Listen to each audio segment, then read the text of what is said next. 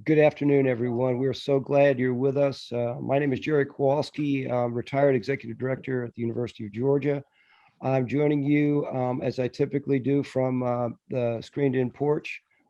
Things are lovely this afternoon. I hope that you are having the same kind of great weather, and we're looking forward to a fun, interactive activity with you all today. Jerry, did you have those birds like ready on cue? That No, was sort of fabulous. no, that's okay. Mother Nature is still in charge on the porch. Too funny. Good afternoon, colleagues. I'm Cathy Bush-Hobgood, joining you from scenic Clemson, South Carolina on this beautiful fall day. The leaves are starting to turn. I'm currently acting in an interim role as the interim associate vice president for auxiliary enterprises at Clemson. So continuing to work with my housing and dining colleagues, but also learning a lot about parking and transportation services and the Clemson Child Care Center. So exercising other parts of my brain recently in our pursuit for ongoing work on executive leadership.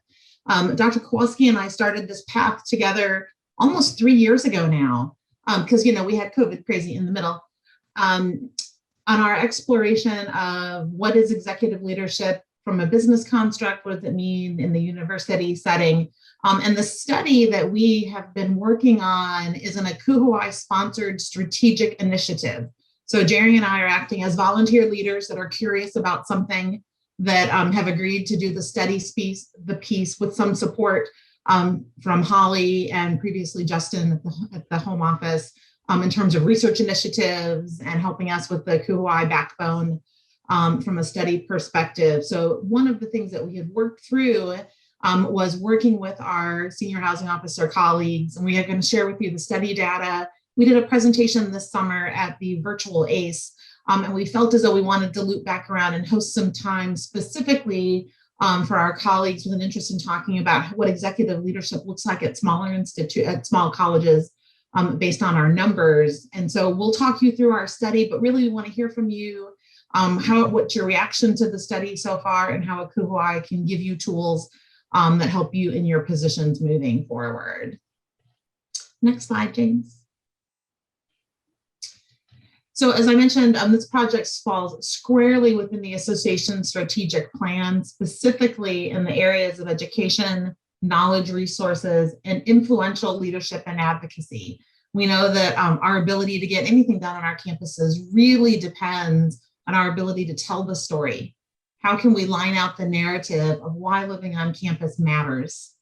And what are the pulleys and levers within the university environment that we just simply have to be at the table for? So when we think about it from that perspective, we have to be those thought leaders, and how it looks at each campus really does make a difference.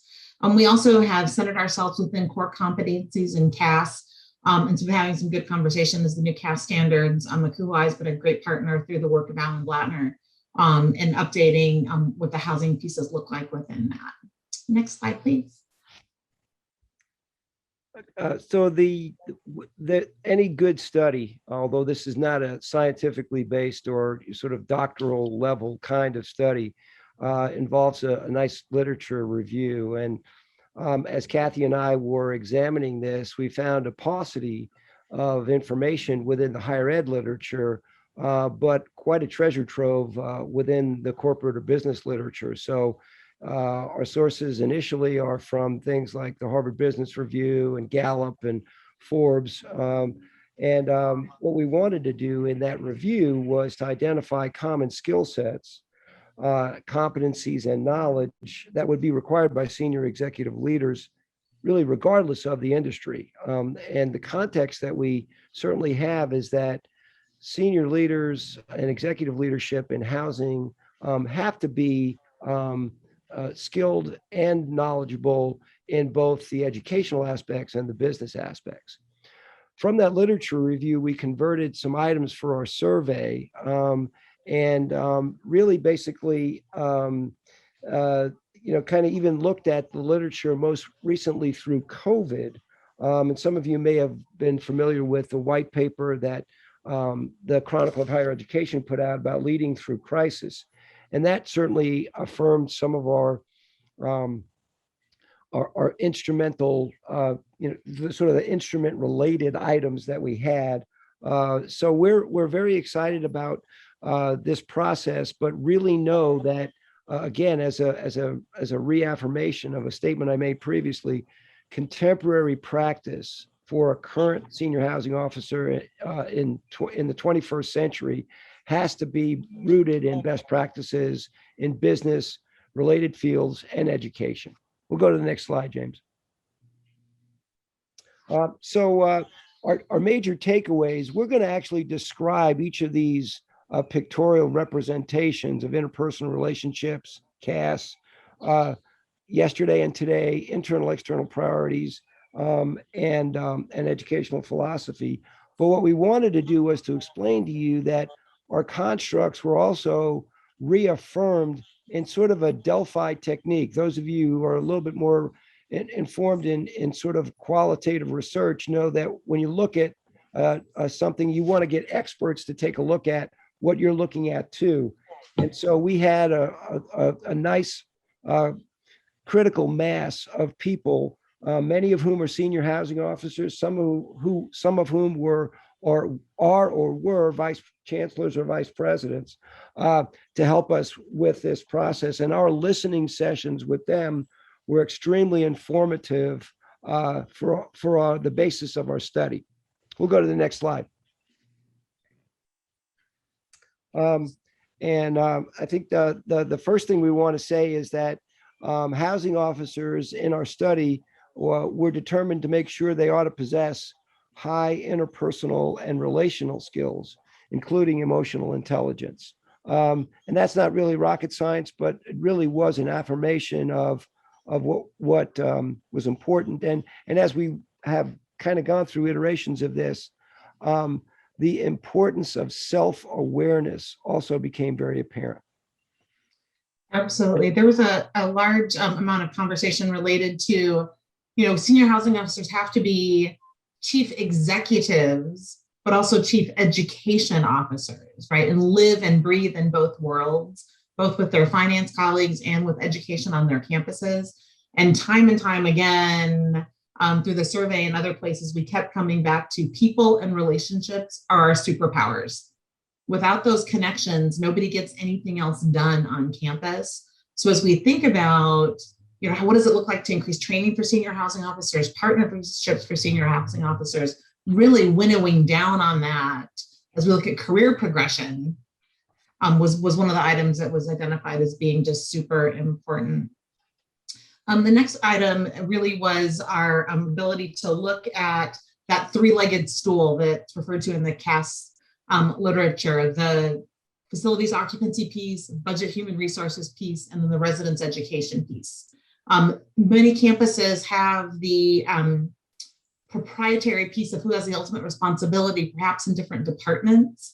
So you might influence that through adjacency or relationships or through direct responsibility. But regardless, senior housing officers really have to touch all three of those buckets through their time and conversations on their campuses. Next slide, please. We pulled out two of our favorite quotes from our sort of focus group phase to share with you. One is the exceptional Harry LeGrand. The head focuses on the business and your heart focuses on the people. A couple of you on the screen know Harry, and I can hear his reflection on that because it's absolutely true. One of the other things that really resonated for us was the amazing Pam Schreiber, who talked with us a little bit about plate spinners. And I actually was talking to a younger colleague about this, and I had to get out the video from YouTube and show her. So that's why we have the screenshot of it. We are ultimate plate spinners as senior housing officers. You have all the things and the plate spinning on the top, and you spend a chunk of your time going back and forth up and down the line to give just enough attention, just enough nudge on all of those items to keep them all spinning. And some days you have to go for the one that's about to crash to the floor. And some days you can spin in a fashion that helps you to keep the bigger picture in mind. So thinking about just analogies for our work, I think is one way that helped us to think through what's the skill set required to meet that moment in time. So the next sort of graphic is about internal versus external, or internal and external priorities. And clearly, those in middle management in housing departments are the ones who are most inwardly facing and looking at day-to-day operations, whereas the senior housing office are focused on the big picture that includes the place alignment with mission and value of the residential living experience on campus. Also looking outward at potential resources, potential partnerships, including new ones. A lot of data mining. Many institutions are data driven, but then also what are the professional development opportunities for staff? So again, tapping into what Cathy said earlier about superpowers, an executive director. And one of the reasons why we sit here is because Cathy made a comment to me at one point about, her work takes a village. And I said, yeah, but there's only one person who sits behind the desk of the senior housing officer. So it's a little bit of both. But again, this particular graphic is definitely related to the senior housing officer being more externally focused on moving the organization forward with a lot of other plates spinning outside of the organization. Next slide. And then finally, we have a really, and I guess you would expect this from Frank Shushak, a very thoughtful, sort of foundationally oriented perspective that work, no matter what we do, even though a lot of it may be on business, a lot of it may be on counting things, on numerology, et cetera. Those things are critical, but our core context and product is education, and that philosophy has to undergird the work and perspective of the senior housing officer. Next slide. So I'm going to walk you now a little bit through some of our survey results and methodology.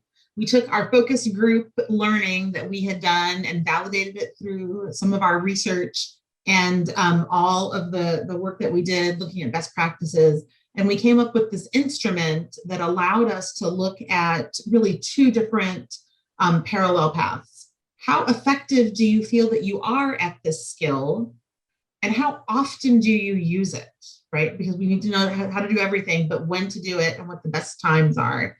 And that survey went out to about 2,300 individuals in the ACUHOI database that had the box senior housing officer checked by their name. It was a straw poll. We kept it open. The note says a few days. I think it was maybe like something like 8 or 9 days. Not very long. So we know that the longer something stays open doesn't mean that more people reply. And those 46 skills in 9 skill set groups allowed us to really drill down. So remember, our time frame here is August 19. We developed, survey developed in October. It debuted in December and January of 2020. And then results were presented at the KUHI State of the Profession workshop in New Orleans in February of 2020. So that's sort of the time frame. Just before that time is when this was happening. This is a little bit of information about bed counts. That's certainly one of the ways that we bucket out sizes of housing programs.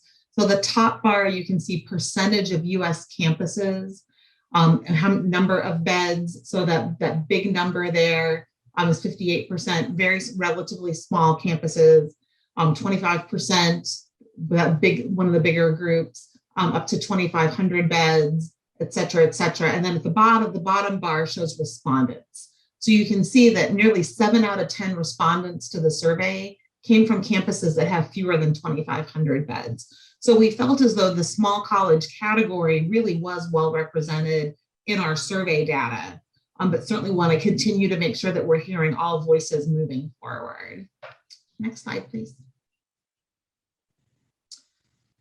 So, and then this is the same information broken out by undergraduate enrollment. So again, that top bar is United States campuses, and the bottom bar is respondents. So we can share that 6 out of 10 respondents also came from campuses that were relatively less than 10,000 undergraduate students.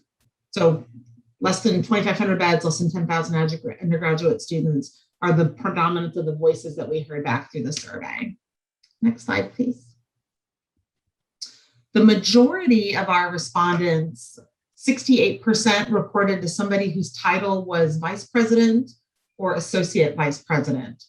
We thought that was interesting. That's a category that's shifting in American higher education, with a number of senior housing officers starting to report up through finance divisions, a number reporting up through provost offices. So we think that this was really interesting. In fact, Jerry and I took it as an honor that the year after we included this in our survey, Akubai added it to the Campus Housing Index as an item to track for who people respond to, so we can keep that within our demographics as well. Okay, And Jerry's going to talk you through some of the qualitative results. Yeah, the next slide really just represents sort of a snapshot of what we got from the first set of survey data, which is what were the skill sets and what were the top 5 competencies that are most important to your success. And as you can see, leadership, interpersonal skills, problem solving, and supervision were the top, the most frequently reported among all the survey people. I think it's important for us to stop for a moment and tell you what's included in that leadership bucket, because I think that might be a little bit confusing. We're talking about executive leadership. So the items in the survey that were related to leadership were vision, executive presence, advocacy, diversity and inclusion, professional association involvement, industry expertise, a growth mindset, inclusive excellence, and political savvy. So those are the kinds of things that fell into that large bucket, which is probably the reason why it was the most frequently reported as a top competency or skill. Let's move to the next one. And here we can get a look at the difference among all of those. But I think the red outline around interpersonal skills and leadership is important to look at. Really like you, this is maybe a little bit hard to read, but if you can focus on the medium and dark colored blue, it'll give you an idea of what was sort of what we were taking away. And clearly, executive leaders in housing must be and see themselves as competent in interpersonal and leadership skills. And they actually see themselves as effective in all of the areas. But what's really telling here is that while senior housing officers may be rating themselves generally competent, they may feel like they need to push their leadership skills a little bit stronger than they would for their interpersonal skills, which are actually rated higher overall. So I think it's interesting to talk about how people actually said this is a top skill set, but then how effective am I in these skills? So there's still a little bit of a lag for the actual leadership skills, which I think is really good for us, because one of the reasons why we wanted to do this study to begin with was to begin identifying a track in which people who are looking to become senior housing officers can actually take a look at and say, what are those things that need to be part of my professional portfolio in order for me to be, number one, qualified for a senior housing officer position, but then also competent in that. Next slide. Absolutely. So, and then it was 2020, and then it was COVID. So we took a pause in our study while I was busy drinking from the fire hose, and Jerry was busy being super supportive and checking on us all often in his wonderful Jerry way from the porch. And the home office was doing a lot of work related to COVID. When we think about what did 2020 mean for executive leaders, I think as we start to see portions of this in the rearview mirror, we can see that on a great many campuses, 2020 was seeing your influential executive leadership in action. For senior housing officers that were able to come to the table and say, we can do that, or here's what we can do and how we can do it, in some ways that were not that different from things we do for the day-to-day, I think was an amazing insight for any number of campus leaders on the level of logistics and student care that we do every day, because that's how we're wired. That's the environment that we're raised in as housing practitioners. So I think that the executive leadership piece, the opportunity to have our work featured on a very big stage, showcased in a really great way. I have a vivid memory of a moment where a well-meaning colleague said to me, "Oh my gosh, I just can't imagine what y'all are going through." And I said to her, "I love you, I mean it, but the next person that says that to me, I might just injure." So I shared that comically, but really, I think that was true for a lot of folks. Like, we were just getting it done the way that we know how, but in a way that made people say, "Quit telling me how happy you are to not be me in this moment."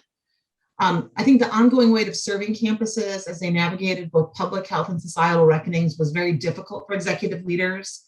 We were managing both the COVID pandemic as well as significant large scale unrest in the United States, large scale political issues, as well as taking care of our staff and students of color while majority populations continue to work our way through how we can be good allies, but also the deep impacts just in so many ways. We handled significant fiscal and facilities issues in 2020. The number of campuses that weren't able to open, that have debt service, the number of campuses that had their housing improvement funds or their capital projects funds rated in order to be able to keep the universities open. And then number of campuses that have been given now new directives to say, "I need you to rebuild your reserves by this date and tell me how you're going to do that." Those are all things that are in the executive leadership realm that folks have really, really struggled with. In addition, having the knowledge of the depth of additional need, I think, is really one of the things that 2020 meant for executive leaders, to really see how much needs to be done and how much we really need to be working through, and what needs can we meet and what needs are not as prescient, and then working through as a campus. Next slide, please. So that was what it meant for executive leaders. Here's what it meant for the executive leadership project. We were able to get to a point in late 2020 and early 2021 to come back together and talk through what we wanted to do next. The first thing that we wanted to do was to get back with our focus group and really get a sense for, how did this impact you? You've thought about this from executive leadership perspective. So we really wanted to validate through a crisis-informed lens what that leadership had looked like.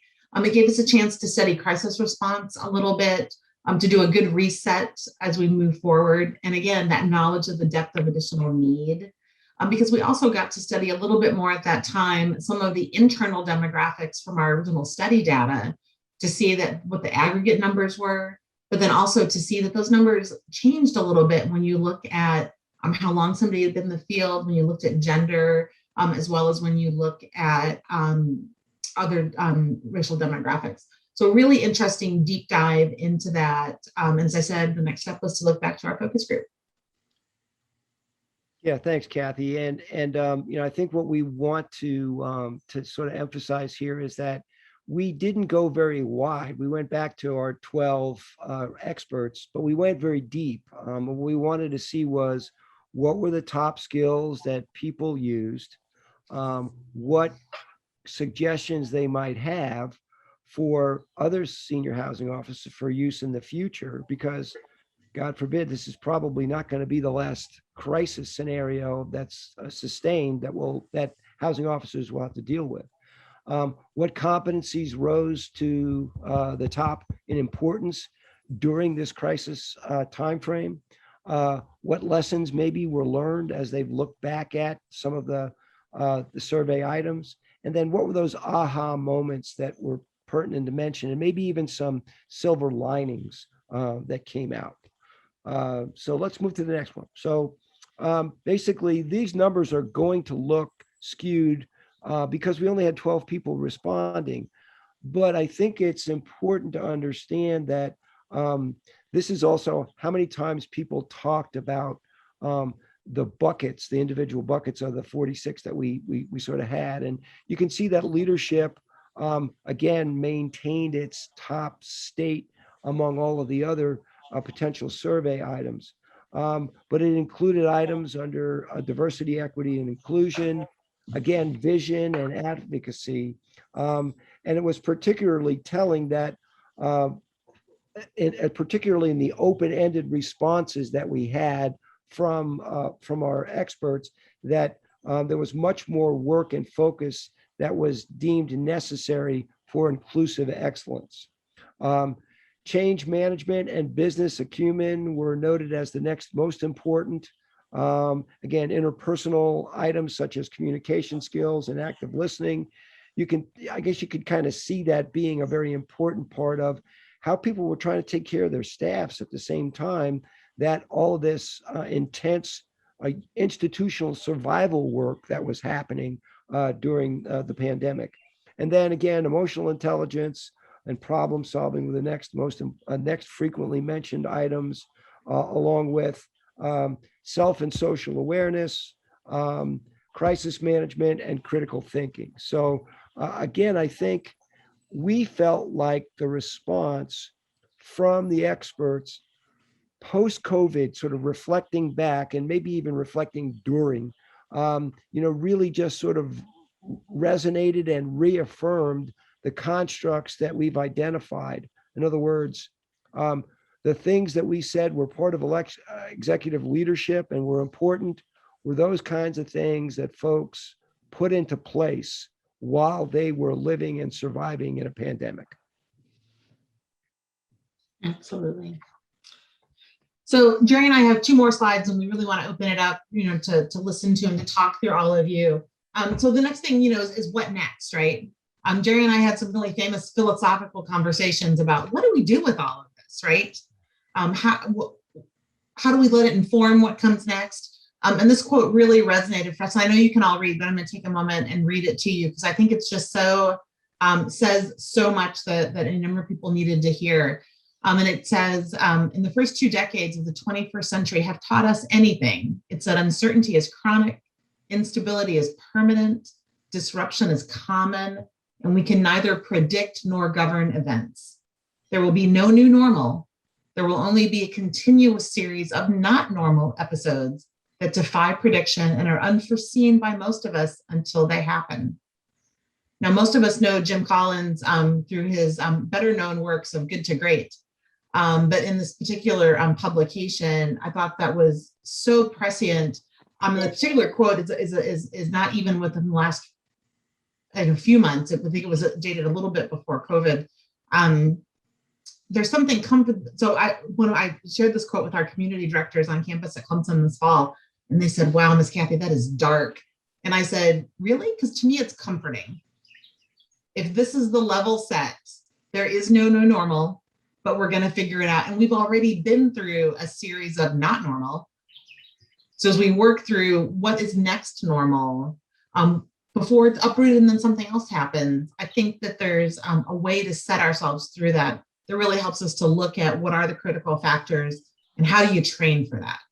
Accepting that it's a possibility begs the thought of how will we be ready. So next slide, please.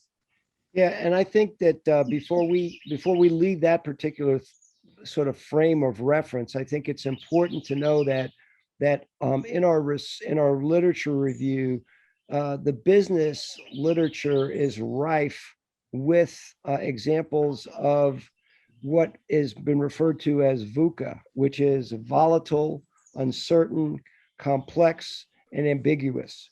And I think Jim Collins's quote captures that. It's sort of the steady state now. I think we used to think that uncertain times and volatile times and ambiguous times were short-lived, and I think it might be that is what our steady state is going to look like until institutions can figure out their next steps. So. But finally, for our next steps, in this, Cathy mentioned, this study's been going on for about 3 years. We want to be able to connect with some more interdisciplinary leadership, even as the pandemic has gone on. I've been continuing to follow business leadership literature, and we probably have about 24 articles we haven't even looked at yet that I think will probably help to validate what we've seen, or maybe even ask us to ask more questions. But it also is certainly connected to the current state of the profession and core competencies. Many of our institutions are involved in strategic planning. They're looking at how they manage their talent and their resources and how they maintain staff, um, how the realities of diversity, equity, and inclusion play into the day to day. Many ethical questions were asked. Clearly, in the midst of lots of campus politics, most of it was probably very positive, and some of it was probably a little dangerous. Clearly, institutional survival is related to fiscal resources and management. So that's important to us. And clearly, the idea of being able to maintain beds. I mean, how many institutions took most of their inventory offline in order to manage, and now they're trying to get back? And how are they contributing to their own auxiliary scenario, but also maybe for lots of small schools, how are you contributing to the institutional survival? I think that you all probably know better than I am how your dollars are not necessarily your own.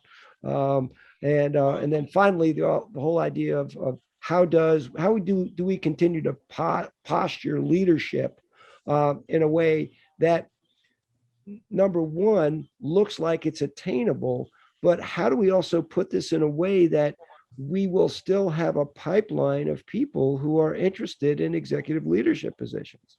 I mean, I think that after looking at all of the things that we've been through with a pandemic, there's probably a number of people who are saying, I'm very comfortable being in middle management. I don't want to step up to be in a senior role. So, and we clearly have an opportunity for additional qualitative gathering. So at this point in time, we have probably about 20 minutes or so where we want to hear your reactions, your thoughts about that. Are we on the right track still? Or do we need to dig a little bit deeper with this? How do we use this information to help you in your roles? How do we help your staff with their roles on your campuses? I think that's the focus of this particular roundtable with our small school colleagues, and so we want this to really be contextually bound to your circumstances. So I'm going to go ahead and open it up for comments and questions, and if I don't get them, I'm a professor, so I can point people out. Anybody, go ahead.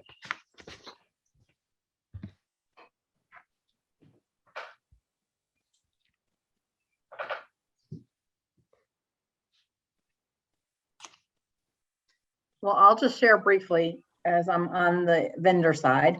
Yep. So my name's Angela, I'm with the Brill Company, and my career took a turn really just prior to COVID. And so with that came lots of great challenges and great opportunities. And one of the things that has come out, and one of the reasons I want to attend this is in working in my new position in furniture, it's interesting to see, in my interview, I viewed it as, I said something about being in a man-dominated world. The furniture business is traditionally male-dominated, and they were kind of surprised by that. But in talking to female colleagues, understanding facilities and what you do with that, and how do you expand your career, knowing that potentially is going to be a big part of your job, a future job potentially.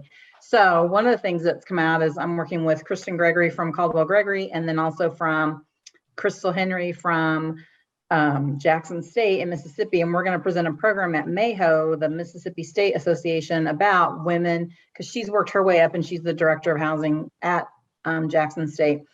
And kind of looking at that component for women in the profession, also small colleges and how do you expand and grow your knowledge, kind of things. So I jumped on just to kind of hear that and just see how your corporate friends, industry partners, that's the new phrase, industry partners can support professionals in their career.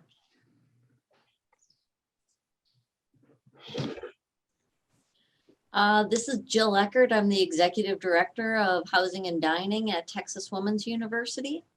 I think a couple of things resonated,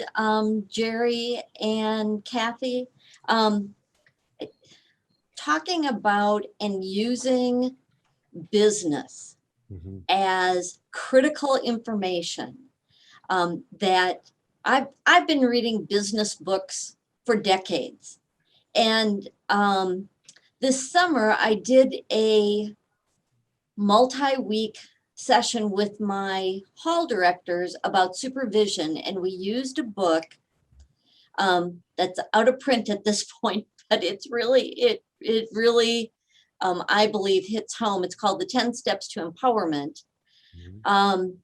And it is a business book, but my hall directors were having a hard time making the transfer from business related examples or information to higher ed or to their work. And that concerns me. That they have been, and we all went through, many of us went through grad school where we focus on higher ed and we do not necessarily see the broader leadership corporate world as something that has something to offer. And so somehow we need to help, especially as we get into executive leadership, that we're reading Jim Collins, that we're reading Forbes and Fast Company magazine, and we're looking at business for some of our ideas, for coping mechanisms to look at the future. So I really, the business part of it really resonates.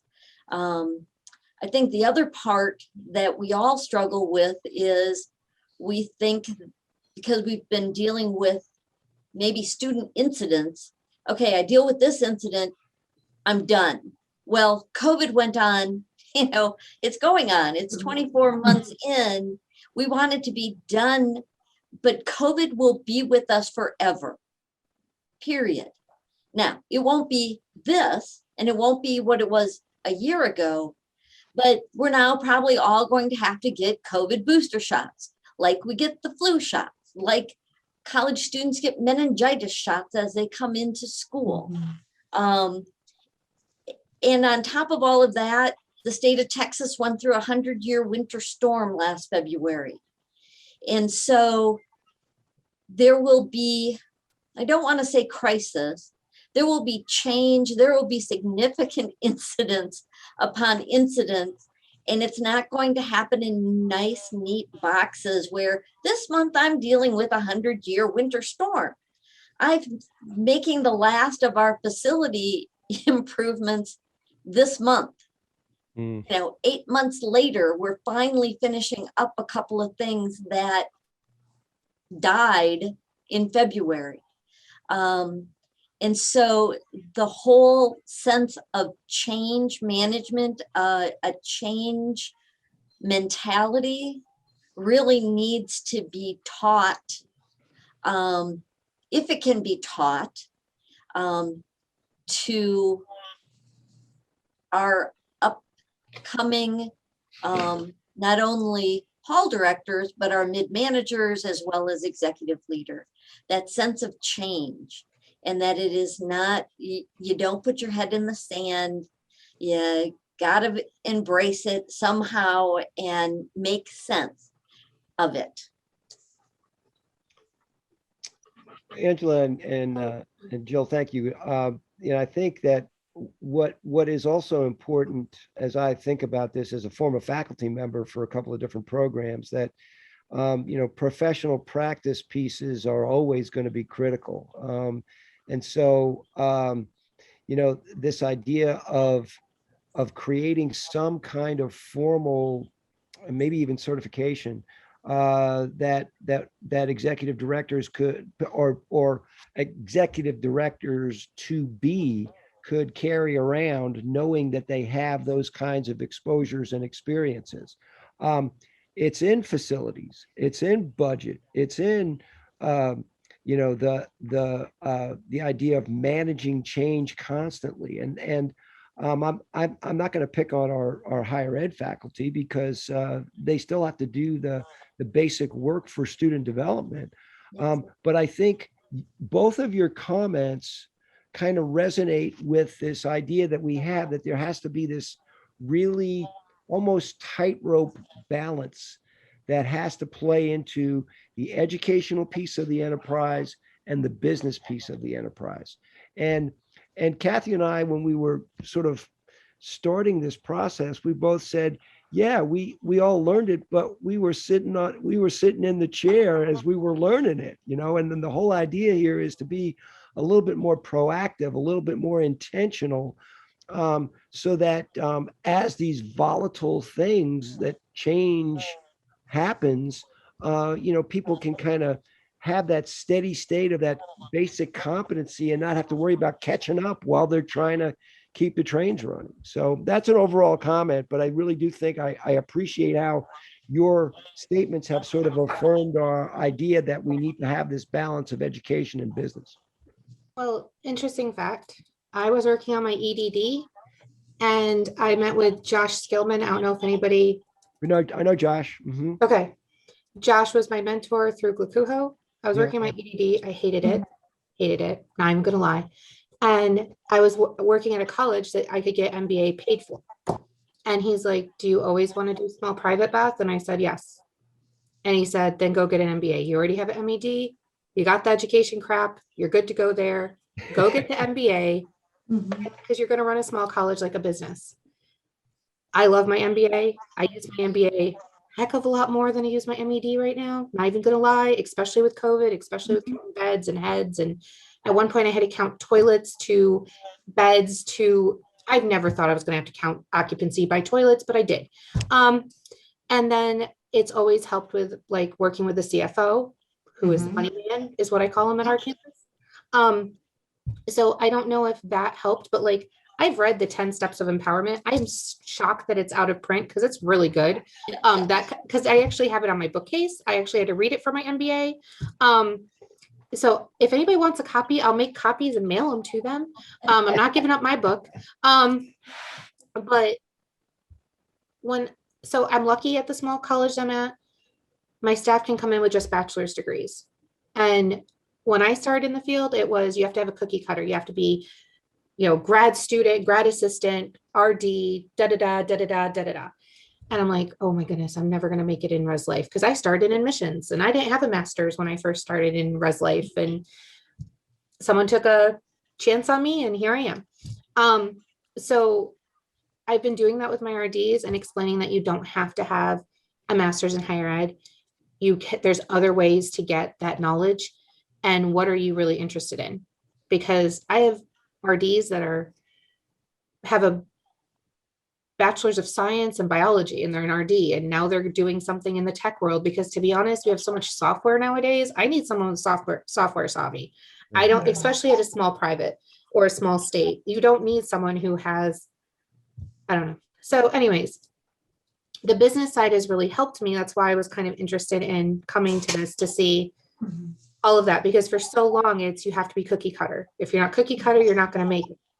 Yeah. And I kind of just look at people and go, then why am I at the table? Because I'm far from your cookie cutter director of housing, res lifer. Do I love res life? Am I always going to love res life? Yes.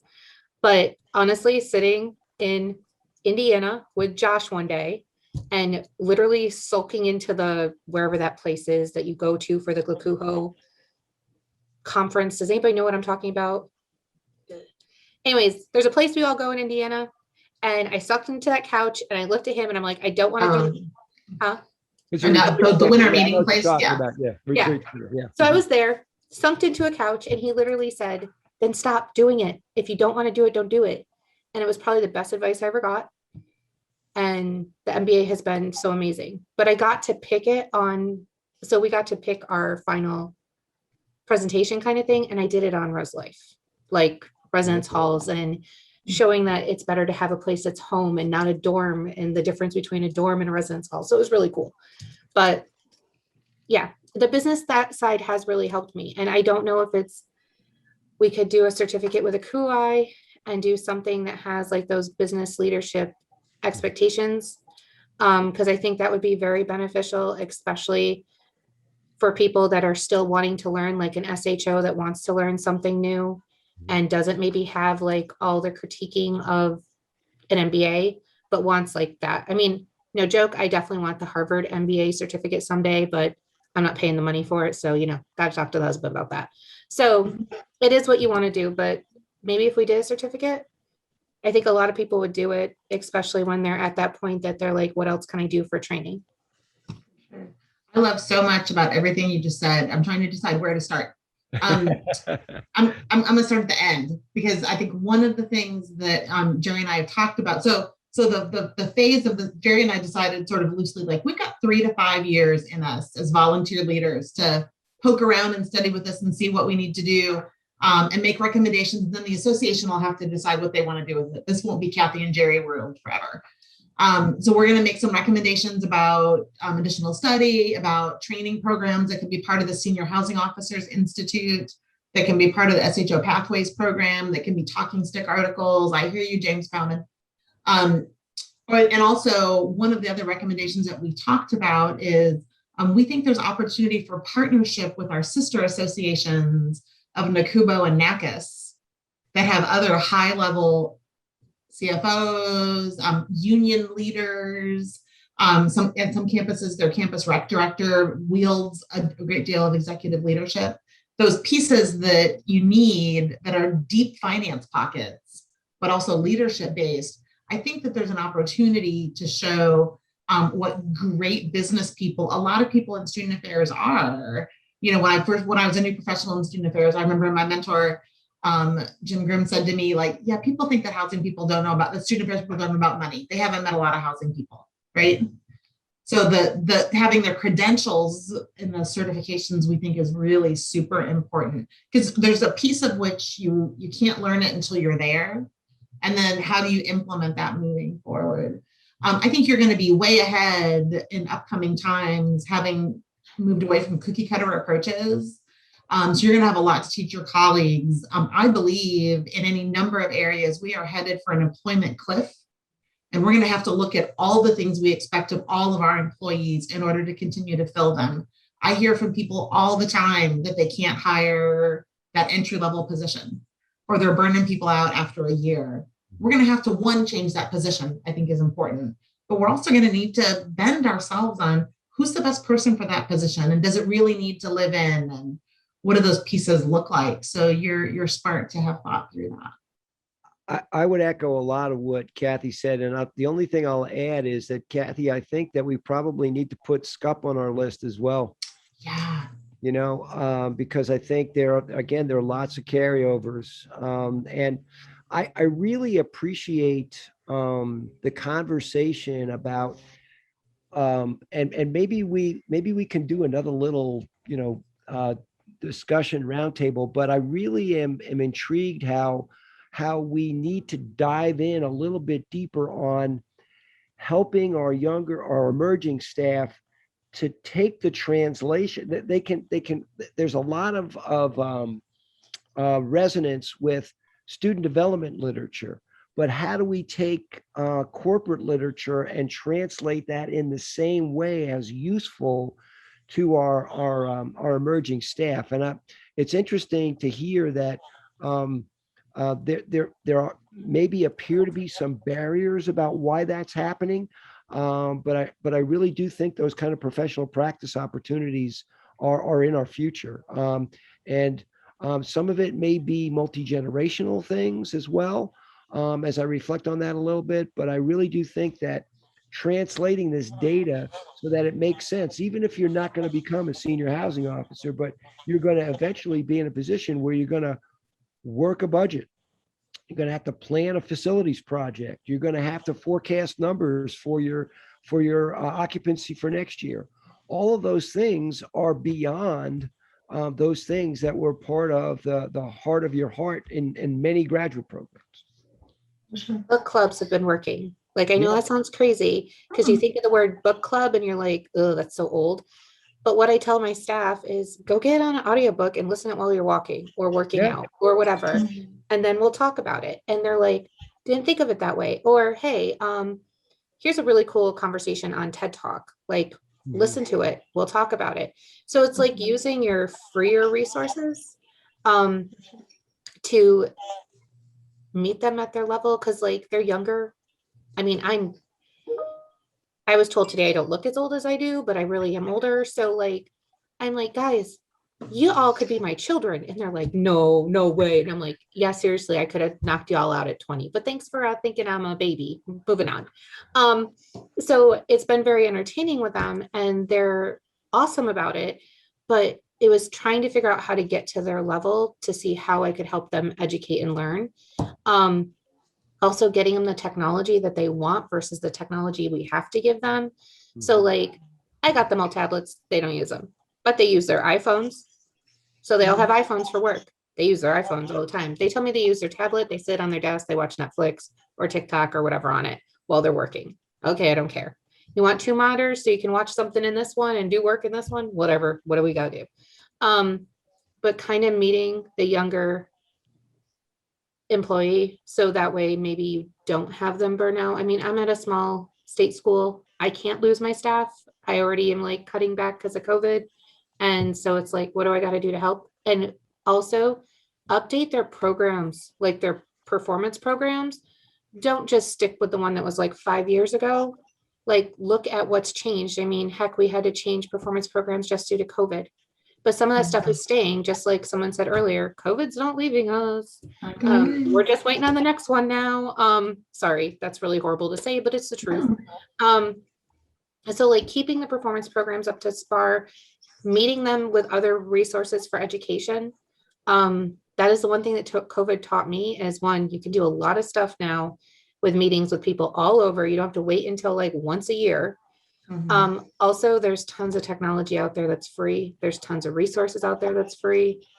And just making sure they don't want a book. Like right now we're reading this book and this is all because of our SUNY lawyers. It's really good, by the way. SUNY RLHA, which is the housing directors, is also starting a book club about it. None of my RDs want this book. They want it as an audiobook. Like they don't have the hard copy, they have the audiobook. So, but now I'm going to try to figure out how to find 10 steps of improvement and hope it's a PDF somewhere that I can download and give to my staff to read. There you There go. you go. You know, thinking about, I just want to capture this thought about the translation. Jill, you were talking earlier about having your staff being resistant to talking in business jargon or to seeing, you know, the translation of things. What about almost 10 years ago now, when Clemson moved from being a program school to a residential curriculum, we did this whole like crosswalk of language. Like, what do you call a bulletin board in both languages, just to help people to get used to, like, we're not asking you to do things differently. We're asking you to do things with purpose and just in a different fashion. In fall of 2019, Clemson did a massive reorganization, and housing and dining, we were moved from student affairs over into the business division of finance and operations. And at the time I was terrified, but honestly, we've had such a positive experience working with our student affairs colleagues, the same way we do with our academic affairs colleagues, but being centered in business. And our Res Living and Res Learning staff really did a great job of figuring out the translation of their work for our finance colleagues. So the example I always use is a residence hall program with a learning outcome is still valued in the business world. It's an initiative with a return on investment. Yeah, there you go. It's the same thing using different words. Yeah. And you have to talk to the person you're talking to in a way that they understand you, right? So that may be, to James's point in the chat, everything could be a talking stick article. I think that'd be a really interesting one. What are all the translations from our finance brain? If you're talking to the CFO or if you're talking to the vice president for student affairs in the elevator, how do you say the 10 things the same way? I think we all need that, right? I'd So like, folks, go ahead, Jill. I was going to add to Elizabeth's comment about professional development for our staff. 2 years ago, after all the social unrest began, I found this acronym and we've adjusted it, called DEAL, Drop Everything and Learn. And so I've given our staff an hour a week to learn, self-educate themselves on DEI issues. So last year was all about anti-racism. This year we've expanded it to minority populations. But I'm thinking maybe year 3 or 4, we look at business and have them start looking at business related articles and things like that. But they are watching movies, some are targeted and learning about redlining for the first time and things like that. And that's been very, it's because it is determined. I'm not getting any resistance on having to do this, because you can pick how this affects for our childcare director, about how early children are exposed to bias, and things like that. So that's something we're doing here that I'm very proud of. That's awesome. Hey, everybody, I'm so sorry. This is awesome, but I do have to have another meeting at 4. So I'm so sorry. I know I was going to have to cut out. And Thanks for coming. children learn bias so early. Just putting it out there. Okay. We Have a great appreciate day. your- If you need anything else from me, please let me know. And I hope and wish the best for Cathy and Gary. Bye, guys. Thank you, Beth. I think we are out of time. So Jill, it's great to see you. It was nice to have a smaller group to actually have a nice conversation and great input. So we really appreciate everybody's time. I don't remember how I got here. We're happy you did. Yeah, we- Okay, however I absolutely. got here, I'm happy I was part of the conversation. Very good. Well, thank you. And everybody have a great week. Yep. Thank you, James. Thank you, Dre. Bye, everybody. Thank Bye. you, everybody. It was great seeing you and hearing from good information. Absolutely. I learned a lot. Yes. And welcome to our new research person out of the central office. Thank you so much. I appreciate it. And tell me, how do you say your first name, please? Andrelia. Well, Andrelia, welcome to the family. Welcome to the Thank team. you. Thank you. Thank you. I appreciate it. Keep doing what you all are doing. I just came from housing and residence life, so I know what you're going through. Okay. All Take right. care, everyone. Take care, Bye. everybody. That was fantastic. Thank you, Thanks. James. Thanks, Alrighty, bye-bye. Kathy. Good to see you talk.